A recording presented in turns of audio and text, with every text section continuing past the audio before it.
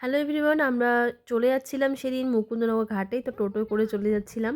তো আমরা এই ৪ জন মিলে, আমার ননদ আর ননদের বান্ধবী, আমরা এই ৪ জন মিলে আর আমার মেয়ে, আমরা এই কজন মিলেই কিন্তু যাচ্ছিলাম মুকুন্দনগর ঘাটে। তো সেখানে যাওয়ার পরে আমি সবার ফার্স্টে একদম ভেতরে চলে গেছি, তার কারণ আমার মেয়ে দৌড়ে ওদিকেই চলে গেছে আগে। তো সবার ফার্স্ট ভিডিও আমি এখান থেকেই স্টার্টিং করেছি। তো এখানে অনেক বড় একটা মোটা বটগাছ রয়েছে, বটগাছের পাশে রয়েছে মন্দির। তো বটগাছের নিচে অনেক ঠাকুরের ফটো অনেকে রেখে গেছেন দেখছিলাম। তো হয়তো অনেকের এমনি রেখে যায় না, তো সেই কারণেই হয়তো রাখা ছিল। তো এখানে এই মোটা মোটা গাছগুলো ছিল, এই গাছের এখানটায় আমরা একসময় ভিডিও করেছিলাম যখন আমাদের মানে বিয়ের আগের যে ওয়েডিং শ্যুট হয়েছিল, তখন এখানে শ্যুট করেছিলাম, তখন এখানে রেলিংগুলো দেওয়া ছিল না।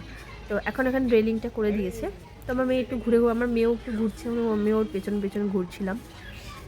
তো ওখানে গেলে না বেশ শান্তি লাগে। আর আগে লোকজন অনেক কম থাকতো, এখন অনেক লোক থাকে। তো এই পার্কের মধ্যে তোমরা দেখতে পাবে গণেশজির মূর্তি, তারপরে হচ্ছে শিবের মূর্তি, তারপরে অনেক বেশ সুন্দর একটা করে পার্কের মতো এখানে রয়েছে। তো এই শিব ঠাকুরের মন্দিরের যে চারিপাশে দেখতে পাচ্ছ এখানে ফোয়ারা হয়।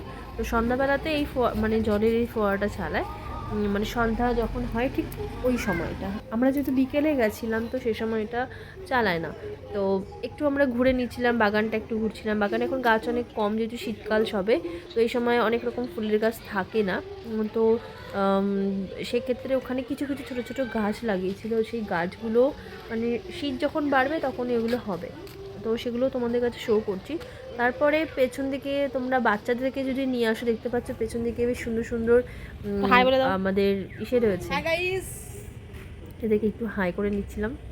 তো তারপরে পেছন দিকে মানে এই যে আমি দৌড়ে এখানে গেল, তার পাশে পেছন দিকে রয়েছে হচ্ছে হরিণ, তারপরে ডাইনোসর, তারপরে এখানে রয়েছে লায়ন। তো এগুলো বাচ্চাদেরকে দেখলে না ওরা বেশ মজা পায়। তো সেই কারণের জন্য ওকে নিয়ে, আমার বাচ্চাকে নিয়ে গেছিলাম, আমার মেয়েকে নিয়ে গেছিলাম, ও ওখানে বেশ মজা পাচ্ছিলো, বেশ ঘুরে বেড়াচ্ছিলো।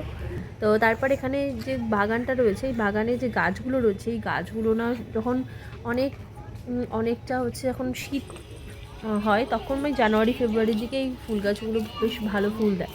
তো এটা হচ্ছে মেন মন্দির, যে মন্দিরের পাশে বেশ সুন্দর করে গাছ কাটিং করা। তো এই গাছগুলো কাটিং করার মানে জন্য বেশ সুন্দর লাগে দেখতে। ওপর থেকে দেখা যায় এখানে কি লেখা আছে, আমার ঠিক নেই এখানে কি লেখা আছে। তবে এভাবে মন্দিরটাকে ঘুরে নিচ্ছিলাম। তো তোমরা এখানে আসতে পারো, বেশ সুন্দর একটা ঘোরার জায়গা। বিকাল বিকেল করে আসতে পারো যারা চাকদায় থাকো বা পায়রাডাঙ্গায় থাকো। তো পিছন থেকে যে মন্দিরটা দেখলে, ঠিক মন্দিরের অপোজিটে রয়েছে গঙ্গার ঘাট, যেখানে সবাই স্নান করে। এখানে স্নান করা এখানে অ্যালাও আছে, কিন্তু এখানে সবাই স্নান করে মোটামুটি। দূরে যেটা দেখতে পাচ্ছ ওটা জল প্রকল্প, ওটা রানাঘাটের জল প্রকল্প।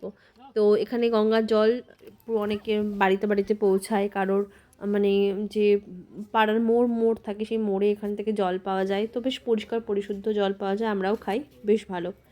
তো একটুখানি মন্দির থেকে বেরিয়ে একটু হেঁটে 2-3 মিনিট পাশে হেঁটে আসলে এখানে আর একটা ঘাট পড়বে। তো এই ঘাটে স্নান করা নিষিদ্ধ।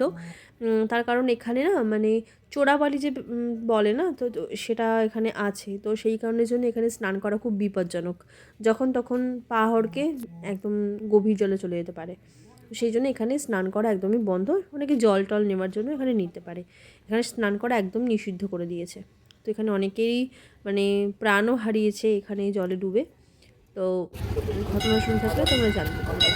তো এরপরে আমরা চলে এসেছিলাম, এখানে রয়েছে লোকনাথ বাবার মন্দির, এবং আরেকটা যে কালারিং কালারিং লাইট দেওয়া রয়েছে সেটা হচ্ছে ভোলানাথের মন্দির। তো আমি দুটো মন্দিরই তোমাদেরকে দেখাবো। তো সবার ফার্স্ট যেটা মন্দির, সাদা রঙের মন্দির, এটা হচ্ছে লোকনাথ বাবার মন্দির। তো আমি একটু তোমাদেরকে সেটাও দেখাবো। আর এখানে রয়েছে শিব ঠাকুরের মন্দির, এবং তার অপোজিটে রয়েছে নন্দী, যেখানে নন্দী রয়েছে পুরো শিবের মুখোমুখি করে বসে। তো এরপর আমি উঠে যাচ্ছিলাম, এরপর আমি চলে যাচ্ছি লোকনাথ বাবার যে মন্দির, লোকনাথ বাবার যে এখানে মূর্তিটা রয়েছে, সেই মূর্তিটা তোমাদেরকে দেখাবো। তো এখানে রয়েছে লোকনাথ বাবার মূর্তি, এখানে পুজো হয়, নিত্য পুজো কিন্তু এখানে হয়। আর সেখানে ভিডিও আমি তোমাদেরকে দেখাচ্ছি। খুবই সুন্দর লাগে এই জায়গাগুলোতে যখন তুমি যাবে, মনে একটা প্রশান্তি লাগে। আমি একটু মন্দিরটাও তোমাদেরকে দেখাচ্ছি, পুরোটা দেখাতে পারছি না, পেছন দিকেও সেম রকমই ডিজাইন করা রয়েছে। তো এখান থেকে তোমরা সুন্দর মানে গঙ্গাও এখানে দেখা যায়, মানে গঙ্গাটাও তুমি এখান থেকে দেখতে পারবে, এই রেলিংয়ের এখানটা গেলে তো গঙ্গা দেখা যায়। তো পাশে কিছুটা স্পেস রয়েছে, স্পেসের দূরে ওই দেখতে পাচ্ছ ওখানে গঙ্গা। তো আমি একটু ওই জন্য ঘুরে নিচ্ছিলাম। এরপরে আমরা ওখান থেকে বেরিয়ে গিয়ে চলে গেছিলাম রেস্টুরেন্টে। তো এখানে ফেলুদা ক্যাফে বলে একটা রেস্টুরেন্ট রয়েছে, আমিও সেদিন ফার্স্ট এখানে মানে গেছিলাম। তো খাওয়ার কোয়ালিটি কীরকম ছিল সেটা দেখার জন্যই মেনলি গেছিলাম, যে কেমন। আমরা দুপুরে খাওয়া দাওয়া করে গেছিলাম, খুব একটা খিদে আমাদের ছিল না, কিন্তু ওই একটু এটা খাবো সেটা খাবারটা মনে চায় না, তো সেই জন্য গেছিলাম। তো নিয়ে নিয়েছিলাম আমরা সবার ফার্স্ট মোমো। মোমোটা বেশ টেস্টি ছিল, আমার খুব ভালো লেগেছে, তোমরা গিয়ে ট্রাই করতে পারো। আর এখানে নিয়েছিলাম মানে চিকেন পকোড়াই বলতে পারো, তো চিকেন পকোড়া ছিল। এই ছিল সেদিনের সবটা।